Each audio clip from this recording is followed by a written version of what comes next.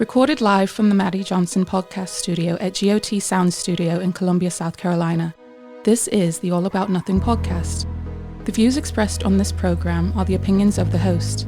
Some content and subject matter may not be appropriate. Listener discretion is advised. Listeners are encouraged to follow the show at theallaboutnothing.com for links to social media and more.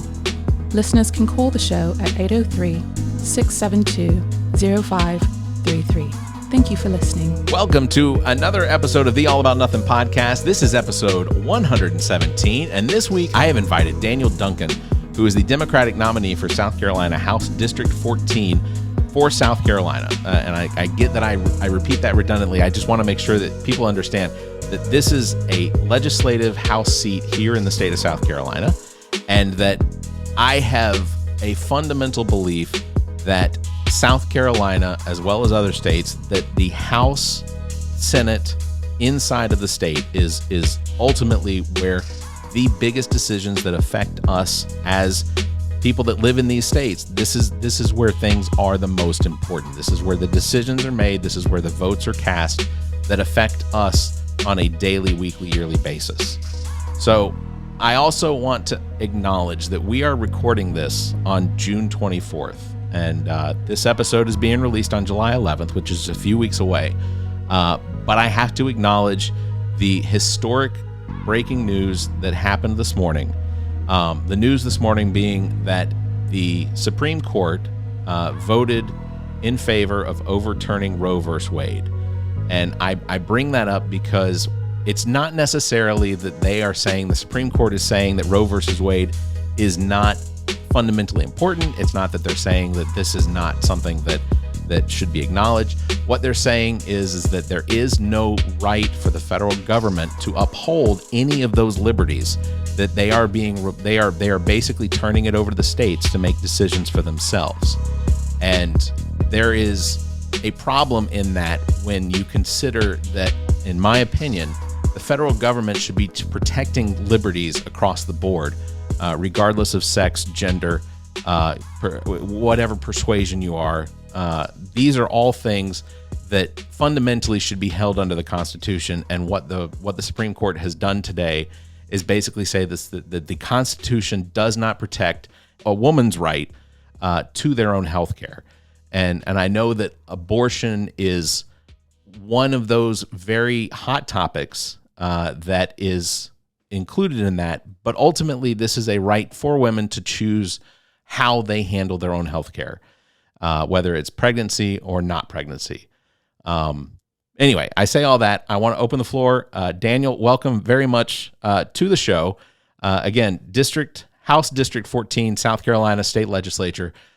That's basically Lawrence County and some surrounding area, correct, Daniel? Yeah, it's the city of Lawrence and the smaller cities around it. There is nothing outside of Lawrence County in this district. Gotcha. Okay. And I want to take a minute and just share my thoughts about the Supreme Court decision today, because Please. What we saw is, for the first time this week, the Supreme Court started taking fundamental rights away from people. Up until this point, it's always expanded rights ever since the Lochner era. And it just signals something that we talked about pre-show, the backsliding of our rights. And we also saw that with the decision against whether or not you have to be told about your Miranda warnings earlier this week. This is just a signal that this court is so far to the right that all they care about are outcomes that support their positions. Right. And you can see that in the amicus brief that Sheldon Whitehouse presented a few years ago. And this was before Trump's appointees got on there, that ever since Roberts got the Chief Justice position, it has been further and further to the right. I agree. And the data back. So it's really important that we start creating state-level protections. And the only way to do that is to elect better people than what we have. Agreed. That is, and this is designed. Having you on is basically designed. I want my listeners who may not necessarily be in Lawrence County, but that recognize that in the state of South Carolina, as well as across the country, that it is important at this time that we select, we vote in favor and to put our nominees in place in these positions that can vote in favor of the things that are important to us. I think that South Carolina is one of the states in this country that is fundamentally is not covered or does not have in place the people that actually represent the state of South Carolina. I think that because we have such a strong majority of Republicans, a lot of them being old white men, that they don't represent the people that they're being voted in for. That people vote against they vote against their what their beliefs are or what they believe that they should be represented by. So you are running against Republican Stuart Jones, who was unopposed in 2020. So first of all, applause for running, because ultimately I find it completely distasteful when I find out that there is a district that has individuals that are running unopposed, because running unopposed is basically just allowing people to decide for you. Yeah, and that was the entire reason that I got into the race.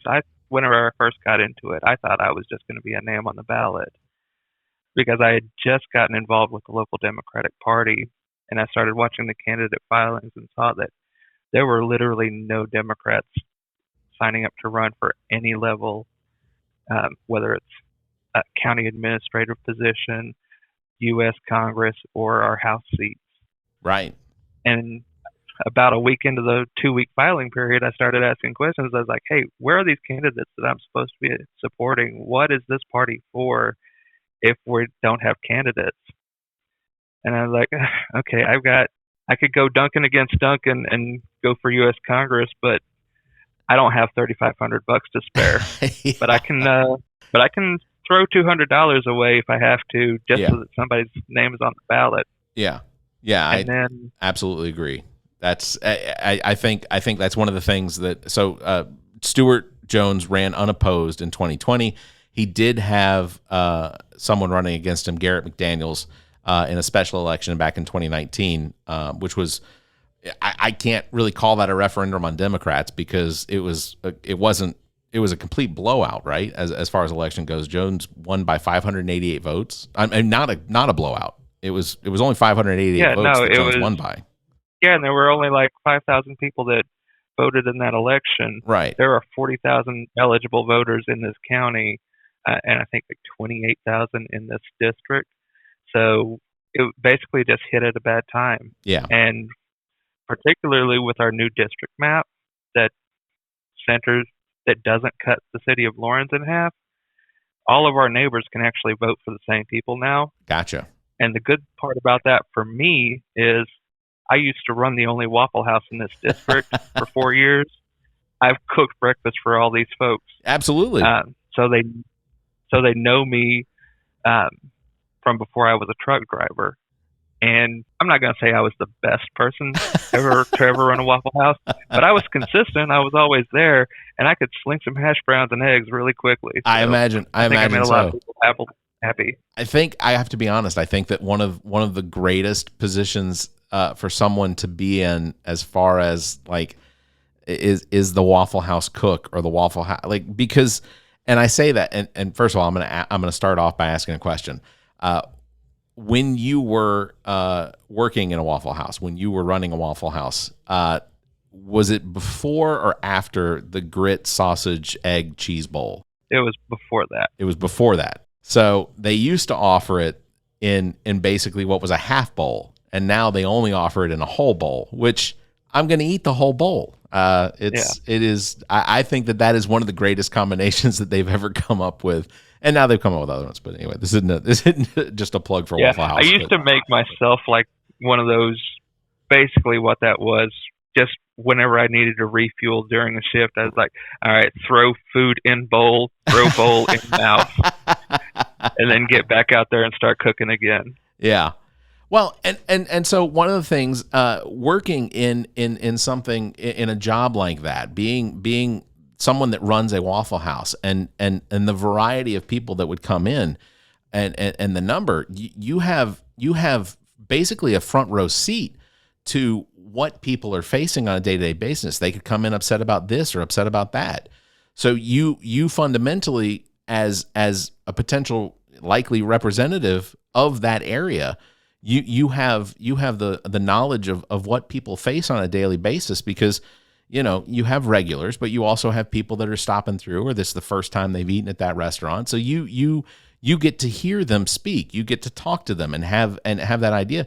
So even if it has been a couple years, fundamentally what people need as far as their legislative representatives doesn't change. They still need people to speak up for them on roads, on schools, exactly the policies that you're hoping to accomplish progress in when you're elected to that seat. Yeah, and more than even hearing them talk, it's also going through the same things that they go through, because it's a tough job running a Waffle House, and it's a tough job being a truck driver that I am now.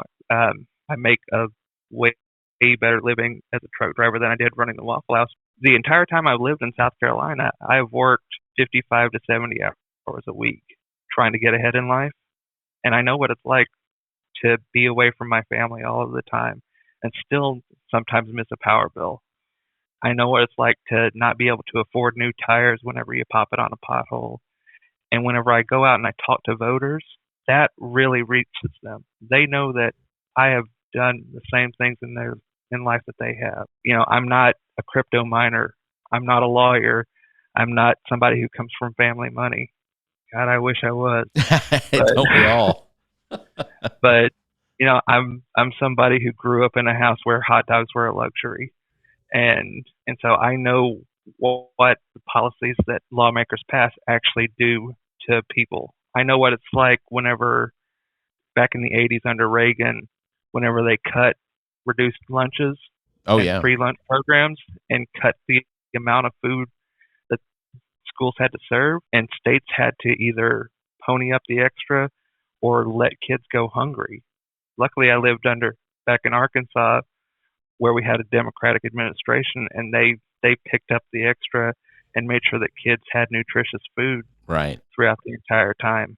But I know that whenever you start cutting basic services to people, it's the poor people who get hurt the worst. Right. Yeah. And I think that message also rings true today, specifically when it comes to the overturning of Roe versus Wade. I think that people are looking at this, either you're on the right and you say, oh, this is going to save all the babies. I think from my perspective, I think people need to be better at acknowledging what this actually represents, that making abortion illegal doesn't end abortions. What it does is it makes abortions illegal.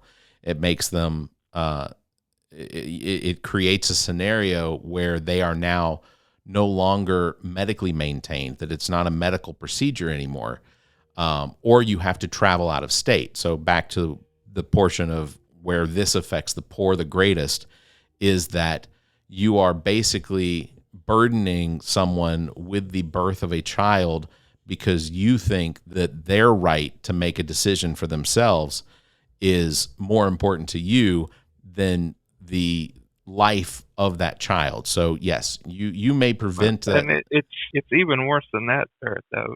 It's a potential death sentence. Agreed. If my wife got pregnant, it would kill her. She turns 50 this year or next year. Sorry, years are tough. But that's not a small chance. Right. Everybody talks about the miracle of life, but all that comes at a cost. Whether it's potential death or preeclampsia or gestational diabetes, there are so many potential medical side effects of just carrying a child to term, much less if it ends in miscarriage.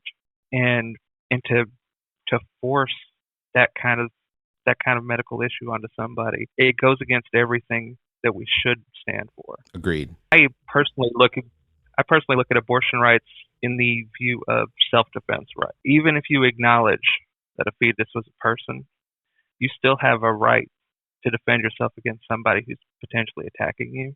And unfortunately, sometimes you have to use deadly force to protect yourself. Sure. And I would think that message would resonate.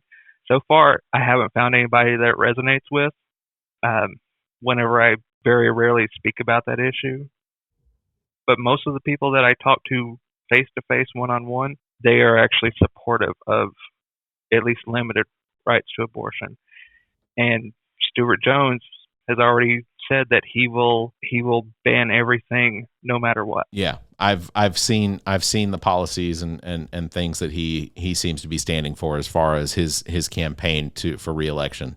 And yes, he is one of the candidates that has basically said that under no circumstance will anything that he votes for, he will vote in favor of abortion, but he is definitely in favor of more stringent rules on abortion.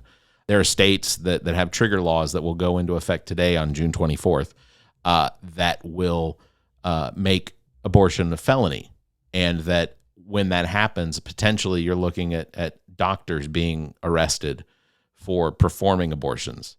That there are some states where the mother is not protected in that realm, whether it's incest or rape. That you have scenarios where the mother who seeks an abortion and has one could potentially also be put in jail or arrested and put in jail. So this is a scenario that I cannot in all of my intelligence and my life experiences, I cannot understand anyone being in favor of this becoming the norm.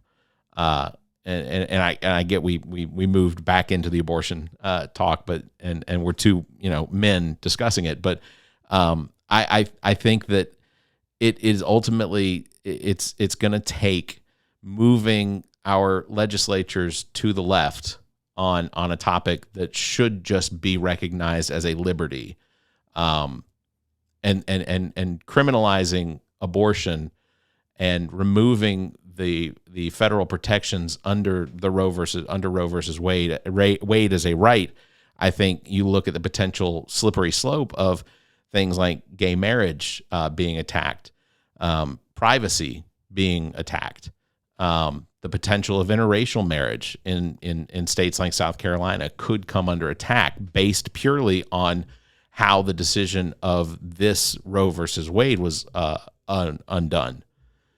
And you can even go so far as sodomy laws and contraception access, because I remember the draft opinion, there was explicit language taking aim at Griswold v. Connecticut, right, which is what established the right for married people to get contraception. Right. And people may not think they care about sodomy laws, but anti-sodomy laws didn't just affect homosexuals. It affected people who wanted a blowjob or to do anal with their partner, right, their heterosexual partner. And it is so anti-conservative too, right, that these folks want to get involved in the intimate lives of everyday citizens. Exactly. That is fundamentally one of the things that I think people are ignoring, is just how this conservative court has made the decision that while conservatives believe in this idea of smaller government, that they are fundamentally basically placing themselves into people's bedrooms.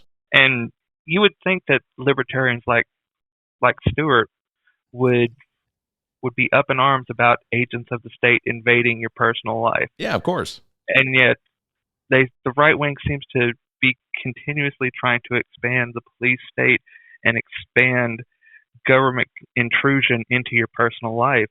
And it doesn't make any sense with what they say their values are. And what drives me mad the most is whenever you talk to voters, and we kind of discussed this pre-show, you can bring up this hypocrisy and it just slides over them. Yeah. Voters will acknowledge an instance of hypocrisy, but then they won't tally that up at the end of the conversation. Right. Correct. Yeah. It's one of those things that makes me scratch my head every single time, in that they want smaller government and they want their liberties and they want their rights. But and I'm not saying that this is what's going to happen, but you look at the idea of having the Supreme Court make decisions on the constitutionality and federal protection of things, and you have to recognize that that the freedom of speech is part of the Constitution, and that is something that ultimately, if you get the wrong people in place, that they could come after you for just the things you say.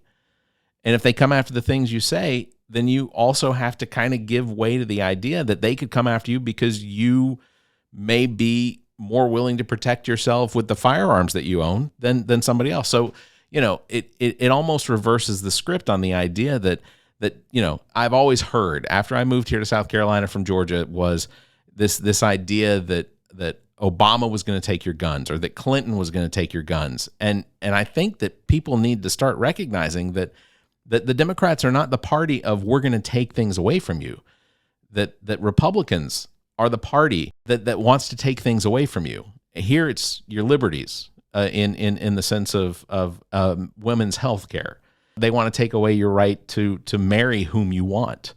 They want to take your right to go to potentially where you want, as far as schools and things like that. There's such a slippery slope, and I get that it sounds almost conspiratorial, but you have to look at everything as a waterfall. So this affects this, this affects this, this affects this, and there's the potential that these things could all accumulate down to the point where you have liberties that you assumed that come in disagreement with something that a fundamental, right-wing conservative believes is going to affect them negatively. So again, it sounds conspiratorial, but I think at this point, no one thought Roe versus Wade was going to be overturned years ago, and here we are.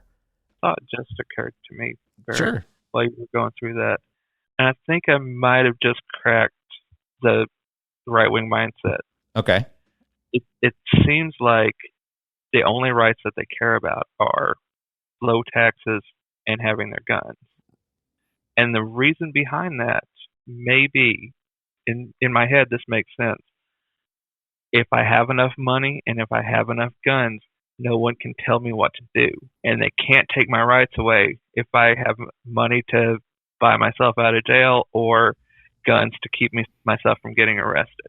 Yeah. And that really doesn't fit with the world that we live in anymore, especially for the people of Lawrence County. Most of us work 60 hours a week and can't afford bullets. Right. So there's no way that we're going to be able to take on armed agents of the state. Right. So we need to make sure that there are actual legal protections set up for the everyday citizens and social safety net to help people whenever they need a break. Absolutely. Yeah. So let's describe the demographics of your district. There's surprisingly little farmland here. It is rural, but most of and this is something that I didn't plug into until taking an online training with ruralorganizing.net. Most of the people that I interact with, they work at local factories. There are some farmland around the local factories around here, but for the most part, that's held by a few families. It's worked by even fewer people, and the most part, people are working at CF Transmissions. They're working at Michelin. They're working at Walmart Distribution. It is mostly industrial factory workers or service workers. Gotcha. In the state, so, or at least in this county. So, the things that in your district that most are likely to be affecting everyone, we discussed schools. We want to make sure that one of the things that you've highlighted is that paying teachers a living wage and increasing the funding to allow for smaller class sizes is very important under your policy, your platform. In that situation, that let's say you get elected and you're able to introduce a bill that would provide more money, or that you could get a better piece of the budget for your district. The student population in Lawrence County, what is the biggest issue concerning education in Lawrence County? Like, how could we best take money and apply it to your district? Yeah, the most part is actually having fully staffed teaching staff and support staff, because right now the jobs, we're, I believe, 47th in teacher pay in the nation. Wow. And so it is much more attractive for people to get their teaching degree and leave the state. And so we have about 50% of our teaching staff is uncertified.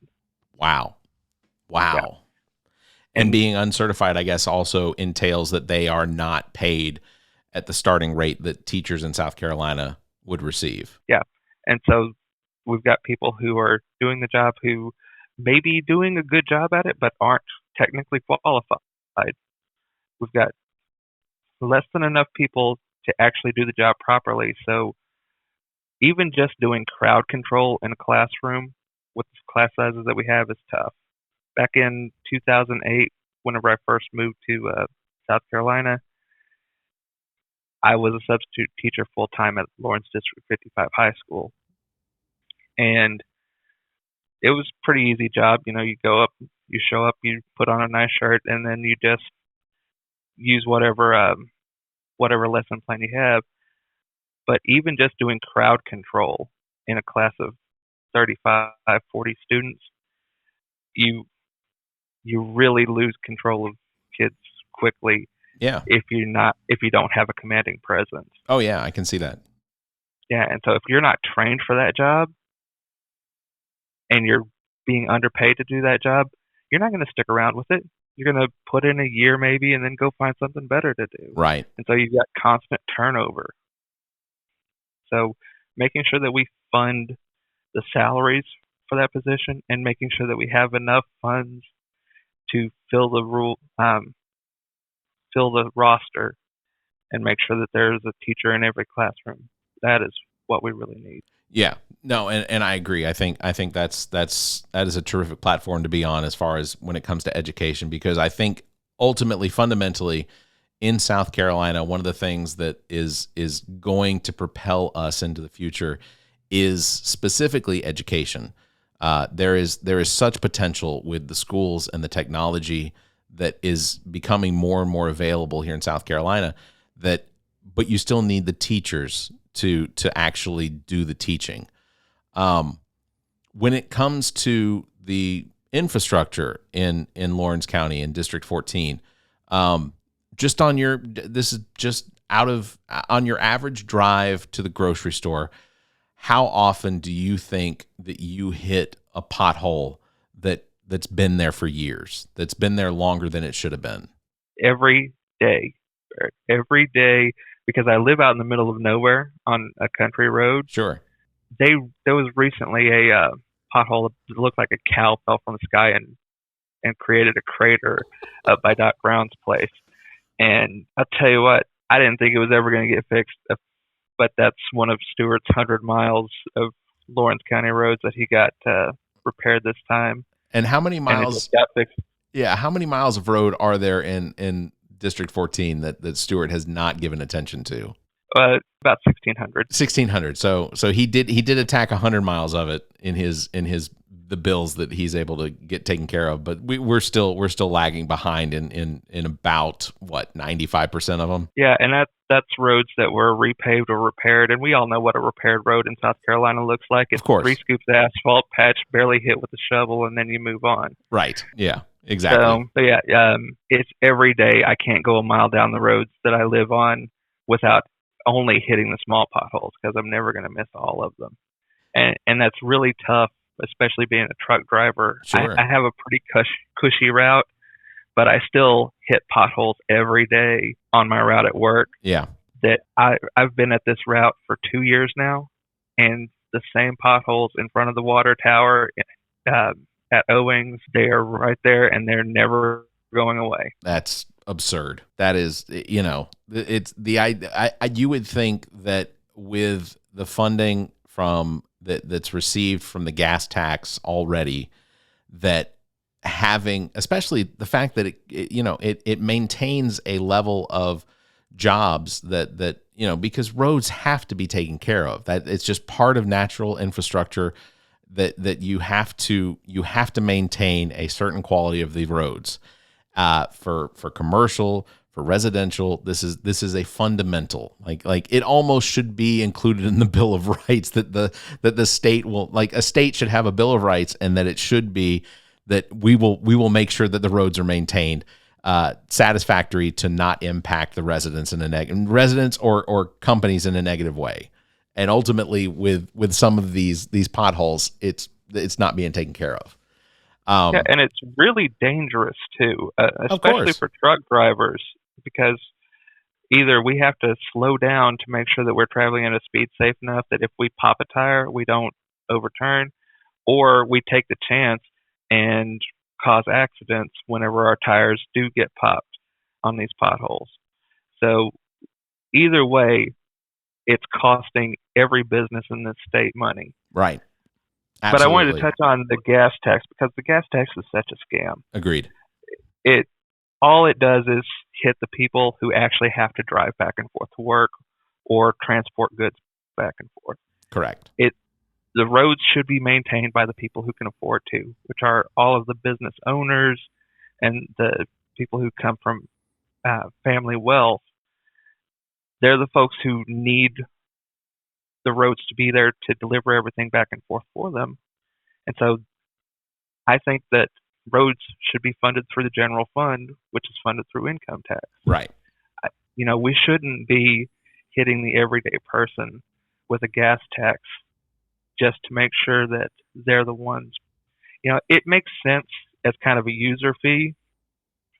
The folks using the roads should pay for them, but the ones using it aren't the ones who need the roads the most. Right.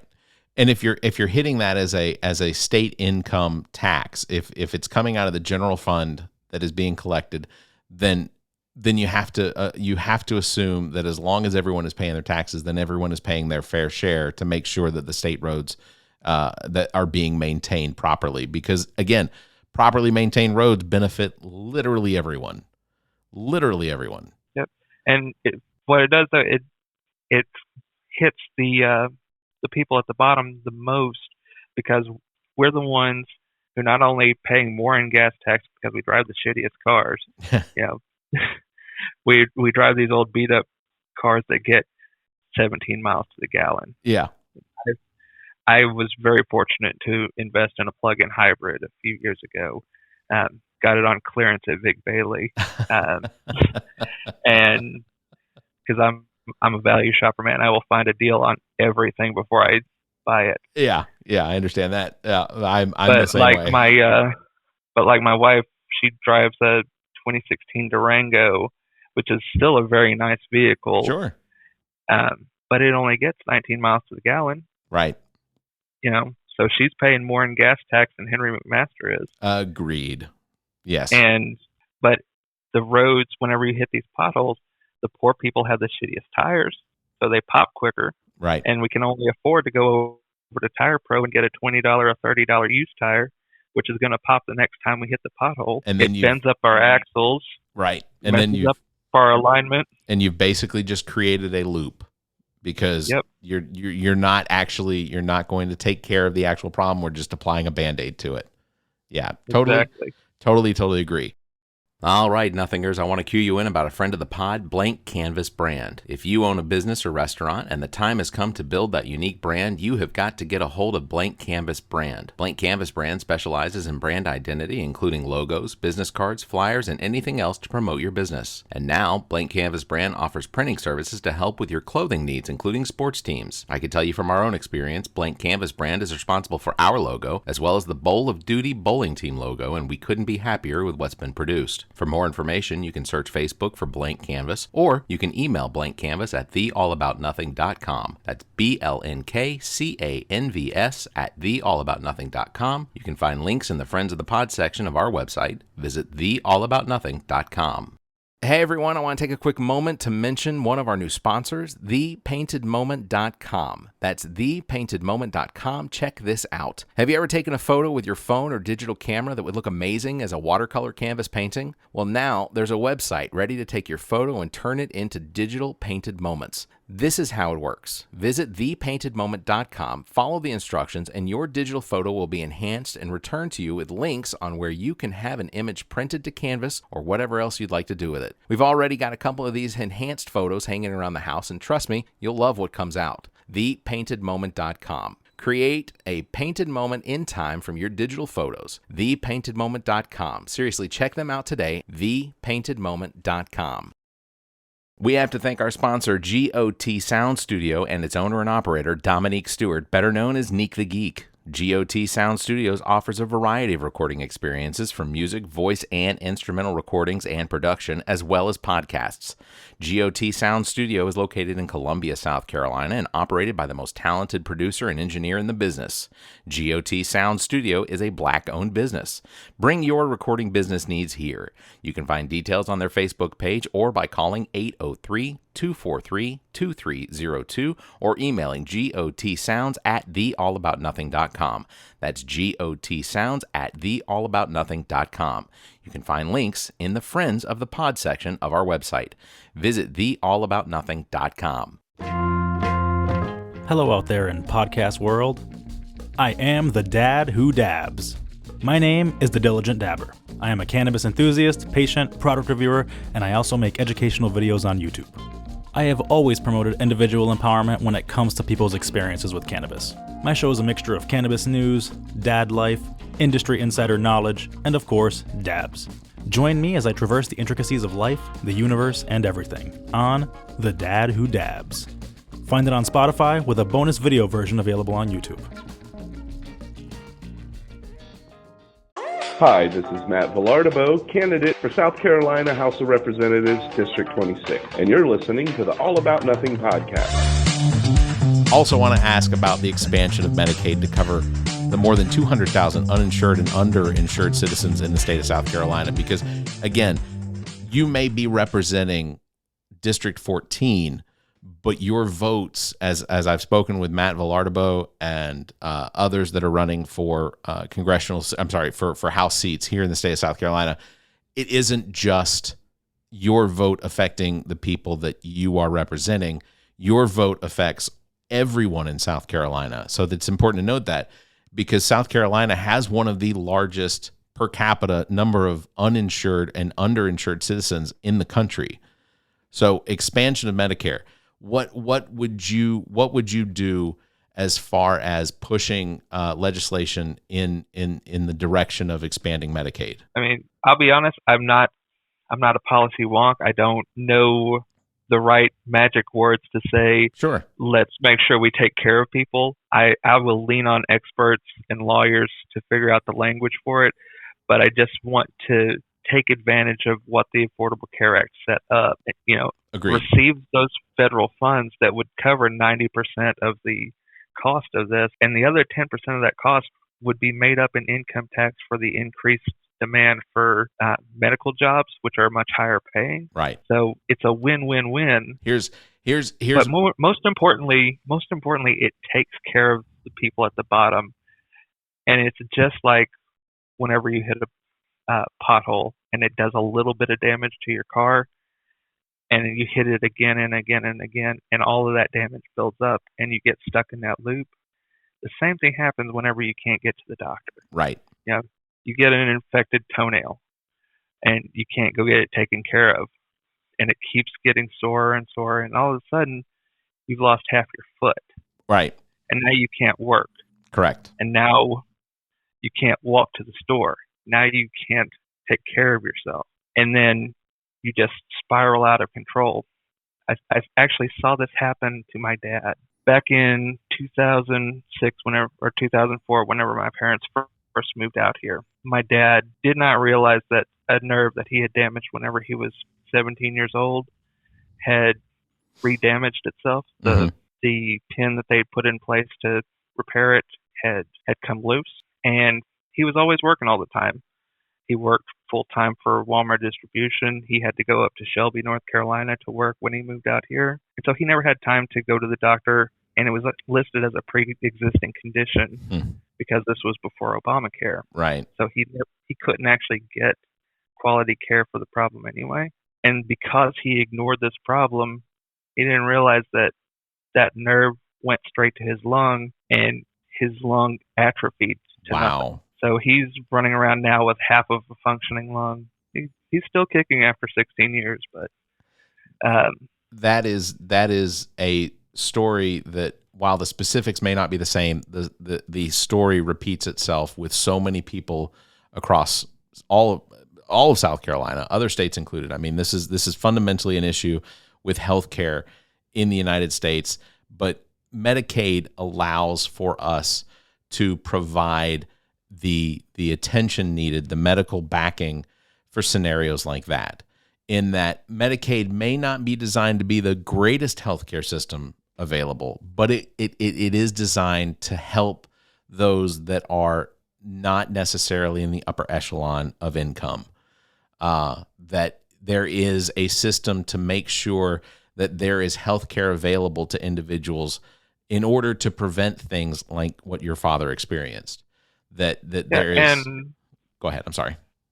And ultimately, it's cheaper too. Of and course. That's the thing that drives me nuts about it. It is cheaper to catch problems at the beginning and fix them when they're small than it is to wait for these folks to end up at the emergency room where they can't get denied care, but they're not able to pay that bill, and that gets passed on to everybody else, or Right. it gets written off, and the taxpayers end up paying for it anyway. That is absolutely one of the things that I find most alarming, is that the United States, being one of the largest and most successful developed nations on the planet, still looks at healthcare as, we treat the symptoms, we don't prevent the symptoms. We don't create the scenarios necessary so that people will take care of themselves with the healthcare provided or the healthcare available, and then we create our healthcare system creates or allows for these symptoms to become worse and worse and worse.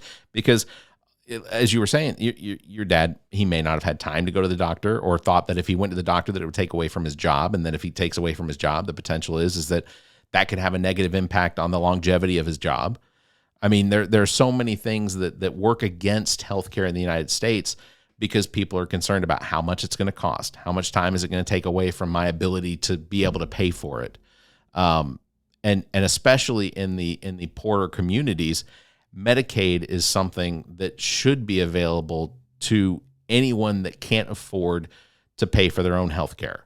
And I say that and if anyone knows me, I am absolutely someone that believes in the idea of a universal healthcare system, that even if you can't replace the private insurances that are currently in place, you can at least introduce something that will drive competition with these private insurances. If you have something like Medicare available nationwide that could create the correct environment to have our private insurances having to compete with a public option, then you ultimately drive down the price of healthcare, but you also increase the responsiveness of healthcare. You create the scenario where these insurance companies aren't looking just to provide what the basic needs are, or to cover the things that they think should be covered.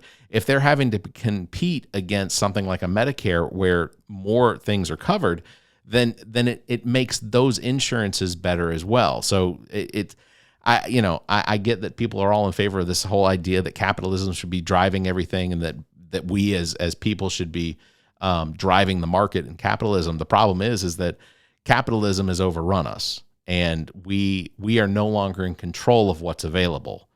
That ultimately is one of the biggest issues that I have as a standpoint on from a federal level of the United States. Yeah, and one of the things that we also need, if we're going to do universal health care and expand social programs, we really need to fund them to where we have people to help shepherd folks through those systems. I think back to watching The Incredibles for the first time, and Bob giving the lady basically the secret codes to get through all the bureaucracy. Yeah. And I think back to this other truck driver I met at one of my early campaign events before I was really even talking to people. He talked about how he had adopted 5 kids whenever his sister had died, and he could never get any government assistance for that. Wow. Because he didn't know how to operate through the system. Right. And I think about every time I've needed to try and find something, I don't know how to apply for food stamps. I don't know where to find free healthcare clinics. I was able to figure it out eventually. I had a couple of family members who had been through it who were able to point me in the right direction. Sure. But we don't have anybody designated to say, hey, here's what's going on. Here's who you need to talk to. Here are resources you can find. The only thing we do that with is the Affordable Care Act and Medicare Part B. My mom has to talk to a sales agent basically every year, right, to re-up her supplemental Medicaid or Medicare. But we should have those kind of people set in place for all government services. Disability, Social and maybe Security. maybe that's the role of a representative. I don't know. Maybe I can be that person for some people, but I've got to learn it myself too. Sure. And we should be. And I'll tell you, I'm not going to be getting paid enough for this job to for that to be worthwhile. Yeah. But I'll do it. Yeah.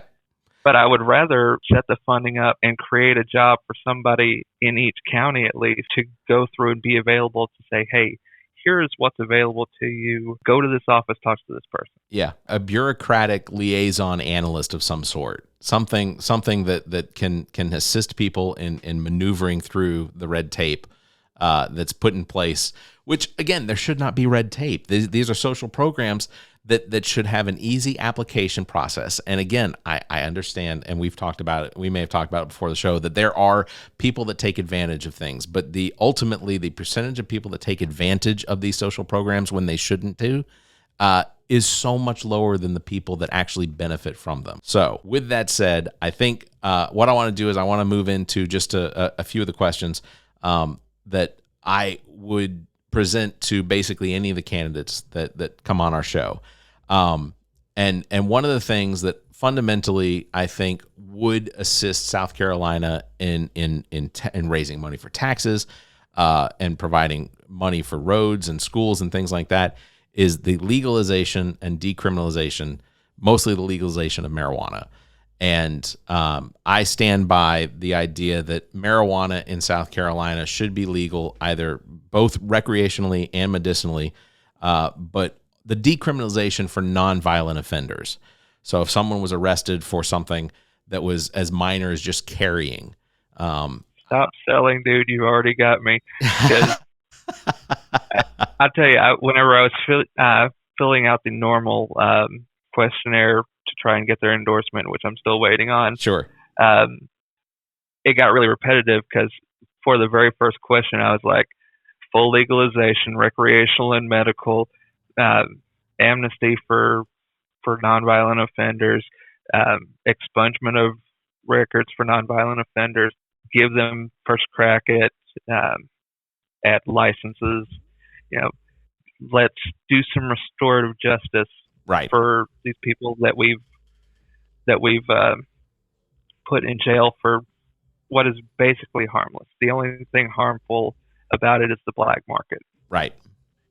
And it's not even something that's going to benefit me because I still have to be able to pass a drug test to drive a truck. Sure. I don't even like smoking weed. I tried it twice in college and I threw up both times.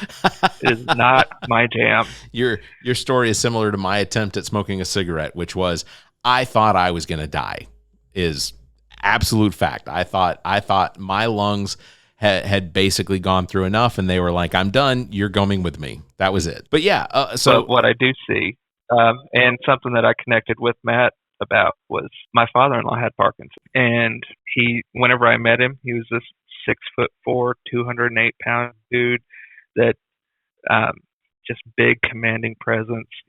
Retired Army. He was a defense contractor in the Pentagon whenever it got hit on 9/11. Gotcha. And just this super manly guy, and I watched him over the course of the 8 years that I knew him shrivel down to 95 pounds. Wow. Couldn't carry himself around. The Parkinson's just ate him up. Yeah. And he stopped eating after a while. We would fix him everything that he wanted, all of his favorite meals, and his plate would be as full as we ever set in front of him. He just couldn't get into it. Until he started smoking weed. Yeah. He hadn't done it since Vietnam, and I saw how it benefited him. And I saw that gave my wife particularly another 7 months with her dad. That's fantastic. I mean, I hate that it took that long to that he went through all of that prior to getting back into cannabis or allowing cannabis to positively affect his health. But even on my show, this is one of those things that I fundamentally believe will help people both financially and health-wise is the legalization of marijuana here in South Carolina, both recreationally, medicinally, both of them together, I think are absolute necessities here in South Carolina. And I don't want to fall behind Florida or Texas or even my home state of Georgia. Like, I don't want us to be last in this. There's too many benefits. Well, and we can just be honest about it. Medicinal is just a backdoor to get recreational. Of course. It's, they show up with a weed card for anxiety to be able to get whatever. We might as well just acknowledge that this is a thing that people do that's relatively harmless. Right. And say it's okay. Because it was a racist policy to begin with, and all it's done is kept poor people and people of color marginalized and kept them locked up in prison. You're right. You're absolutely so we've correct. got to fix that. So the last serious question I want to ask you about, and this has been a topic here the last several weeks, is firearm sales in South Carolina as well as firearm sales across the country. What is your standpoint on firearms here in South Carolina, and how and if you could also follow that up with what sort of legislation would you try to use in order to take South Carolina to the next step as far as how we handle firearms? This is a really tough question because we just saw this week how an 100-year-old law against open carry in New York got overturned. Right. I don't know what we can pass in this state that would be effective. I can tell you what I want, but I don't know what's going to be effective. And so I don't want to say this is what I would push for, and then I go in and find out, like I recently learned from Bill Kimler, who's running in District 13, mm-hmm. There's already been a South Carolina Supreme Court decision that you can't restrict gun sales for 18 to 21-year-olds because there's a fundamental right in South Carolina's Constitution for them. So we need to fix that. Or the back door would be to legally distinguish firearms as alcoholic beverages. Sure, I can see that. We might try some legal trickery like that and see what happens. But ultimately, what I would want to see is making sure that every firearm purchase has a background check. If it's face-to-face purchase, then the government should subsidize that background check through a dealer. I want to make sure that there are laws against people who beat their wife and kids or their girlfriends or the boyfriends. Those people should not be able to have firearms on hand. And a lot of people are going to push back about how that is not, that is taking away somebody's rights. But whenever you commit violence against somebody, if you get locked up in jail, that's also stripping your rights away. Right. And this is less severe than that. This is just saying you can't have your firearms until this gets adjudicated. Right. Would you be in favor of a mandatory waiting period on the purchase of firearms? Yeah, I don't see any issue with that at all. You can't always get what you want right away. And you and I grew up in a time where we didn't have 2-day shipping from Amazon. Right. So you couldn't get what you wanted every second of every day. Yeah. So returning to that standpoint for things that are only deadly weapons, it's a no-brainer for me, man. Yeah. I do love firearms. I just bought a 38 special for my brother, nice little 6-shot revolver, and picked up some bullets for it this morning over at Cabela's. Yeah. And I've got shotgun, a couple of pistols around the house, but I keep everything with trigger locks on it, and I keep my ammo stored separately. Yeah. There are things that responsible gun owners should be doing and should be in favor of creating laws around, and yet we've got such a strong right-wing wacko culture from the NRA that's not even widely supported. It's just where the money's coming from. Right. That it's hard to make any movement on. Yeah. And with the current Supreme Court, it's difficult to see what is going to get passed and stay passed. And I don't want to waste the state's money trying to defend stuff that's going to go nowhere. True. True. we have our tax system is set up to where we have limited funds coming in. I don't want to be like the right wing was with abortion and just keep throwing laws that get overturned and get overturned and get overturned and keep having to waste money on lawyers for things like that. Let some states that already have money, let some blue states take care of that legislation. Sure.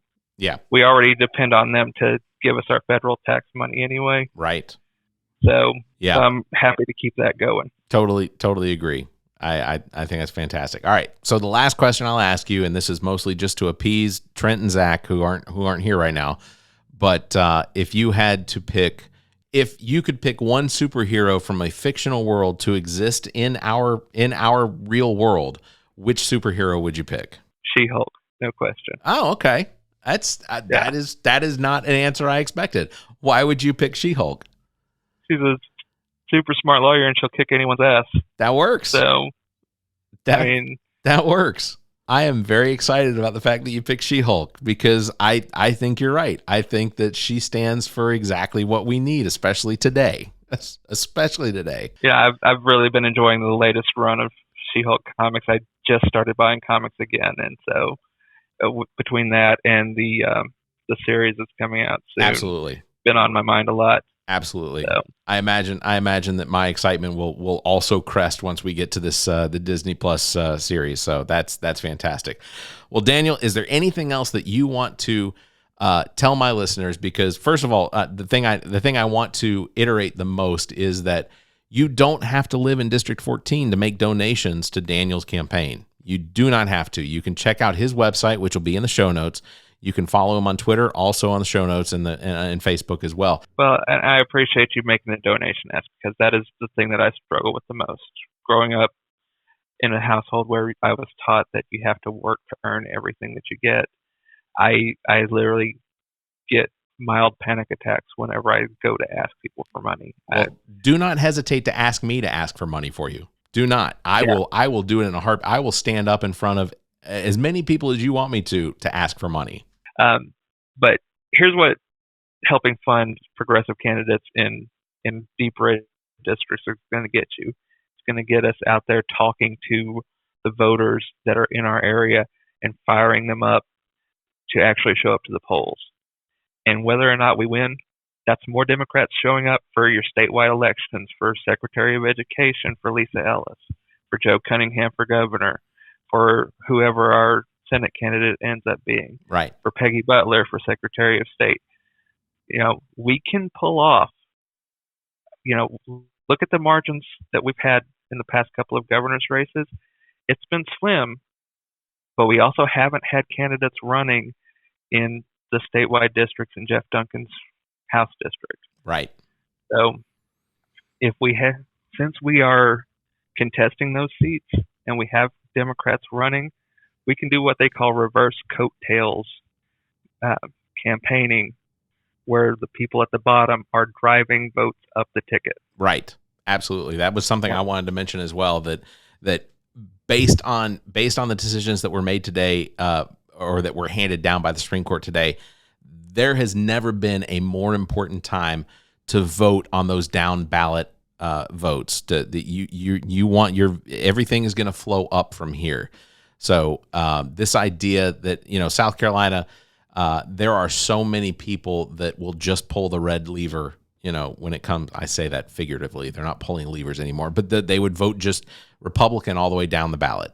This year alone, you need to take a look at what's available as far as who you're voting for, because it's going to be important, not just for you or your wife or your children, but their children and so on. So this is I realize every time we come up on elections and we say that this is the most important election of our time, this is the most important election of our time. This is absolutely going to be it. Well, and until the next one. That's right, exactly. Because we're going to have to keep fighting these fights. Democrats lost a lot of energy in the 90s. Yes. In the early 2000s. We backed off, and because we backed off, now we're seeing the rights that we fought so hard for be stripped away. You're right. The services that we fought so hard for be stripped away. And so, yeah, you definitely have to get out and vote. And that's what I'm trying to fire up in Lawrence County. The big thing that I've got happening soon, though, after this comes out, is I have a rally on July 16th in Lawrence at Little River Park. Okay. And I've invited the statewide candidates to all come and visit, because we rarely see them up in Jeff Duncan's district. Sure. It's too red to get a bunch of votes out. But because we've got candidates running for those statewide or for those state house districts, I'm helping organize a tour of the district, working with Bill Kimler in Greenwood to have breakfast, working with Chris, Sally, and Anderson to have a mid-morning 11Z's meal, working with Pickens and Oconee to have lunch up there at Clemson, working with Amanda McDougall to make sure that they have an afternoon snack in Piedmont, and then circle back down to dinner at my barbecue in Lawrence, so that we can coordinate and make sure that they're not wasting their time. And it's kind of a field of dreams. Sure. I'm building it so that these folks come and show up. Absolutely. And so I'm hoping that folks will either show up, or you can help sponsor that by going to actblue.com/donate/very merry unbirthday, because it is 10 days before I turn 40, so I'm doing a $10 a plate cookout. That is fantastic. And anybody can buy a ticket. That is fantastic. Yeah, absolutely. Yep. So check the show notes for links to that, as well as just donating to the campaign. And I have to say this, because we're required, because we gave you time on our show. Stuart Jones, you're more than welcome to come on our show. Just understand that you will be asked the same questions, and you'll have to listen to my opinion as well. So Stuart Jones, you're welcome to come on the show. This is just what it's going to be, though. I would love to hear his answers to these questions as well. I hear that he's a very smart guy. I'm sure he is. I am certain that he is. I guess the last thing that I want to ask, is there any plan for any sort of debate with Stuart Jones? Not at this time. I am working with the county party to help set some things up. If the opportunity comes up and you need someone to host a debate, feel free. I absolutely would welcome the opportunity to host a debate between the two of you. I will keep that in mind. Listen, Daniel, I really appreciate you coming on the show. He is the Democratic nominee for the South Carolina House District 14. Again, check the show notes. He's got an event coming up on July 16th. That's only a few days away from this episode dropping. So I'm going to go ahead and put promotions out there on our Twitter just to make sure that we tag you in it. That lets people know that you do have that event coming up on the 16th, so we can get as many eyeballs on it as possible. I appreciate that, and I appreciate your time and your listeners' time, and I will certainly appreciate any of their votes if they actually show up, because that's what I need more than anything is votes. Absolutely. As always, thank you Neek the Geek, engineer and producer, owner and operator of GOT Sound Studio. Check out details on how you can utilize his talent and production expertise at gotsoundstudio.com. Thanks to Muff the Producer. You can follow him on Instagram at Muff the Producer. Thanks to Shiana Rivers for our intro and outro. Follow her podcast, Who You Callin' Holistic. As well, thanks to Trent Clark, aka DJ Lonzo, currently entertaining the main course in Columbia, South Carolina. Make sure to go by, have a good time. You can contact Trent for all your entertainment needs. Trent at theallaboutnothing.com and on Instagram at TheRealDJLonzo or by phone 803-262-7982. If you enjoy the show, consider becoming a patron by visiting our website and clicking on the link at the top of the browser. That will take you over to our Patreon page. You can find details on how you become a supporter. You can check out our benefits there or just consider a donation so that we can continue to bring you this nonsense. We enjoy doing it. We enjoy you enjoying it. As always, you can follow us on Facebook. Just search for All About Nothing US, on Twitter and Instagram at AAN_pod, or find links to all of our social media and available podcast platforms by visiting theallaboutnothing.com. If you'd like to be heard on the show, you may call and leave us a message, 803-672-0533. If the time between these episodes is too far apart, you can fill that time by checking out our partner podcasts. Zach and I host What the Pod Was That with Carrie Simmons, available on most of your podcast platforms. You can visit whatthepodwasthat.com for links and details. Carrie and Chrissy host Status Macabre on most of the podcast platforms as well. Find details at statusmacabre.com. As well, you can check out our own DJ Lonzo's Top 5, hosted by Trent Clark, available on most of your podcast listening platforms. Daniel, very much good luck in the campaign. I hope to speak with you again soon. If you give anything that you want to ever bring up, please let me know, and you can definitely utilize our space, and we look forward to that. All right, man. Well, we'll stay in touch. I'll definitely keep listening. All right. Thanks, Daniel. This The All About Nothing podcast is recorded live from the Maddie Johnson podcast studio at GOT Sound Studio in Columbia, South Carolina. The All About Nothing podcast is produced and engineered by Neek the Geek, owner and operator of GOT Sound Studio. To support the show, please visit theallaboutnothing.com for links to social media, merchandise, and more. Become a patron of the show by following the Patreon link at the top of our page. The All About Nothing podcast is an entertainment product of Barrett Gruber. Special thanks to Zach King, Trent Clark, Muff the Producer, Neek the Geek, and you, our listeners. Please subscribe, rate, review, and share. If you're on YouTube, please hit the like button and the notification bell. Thank you for listening.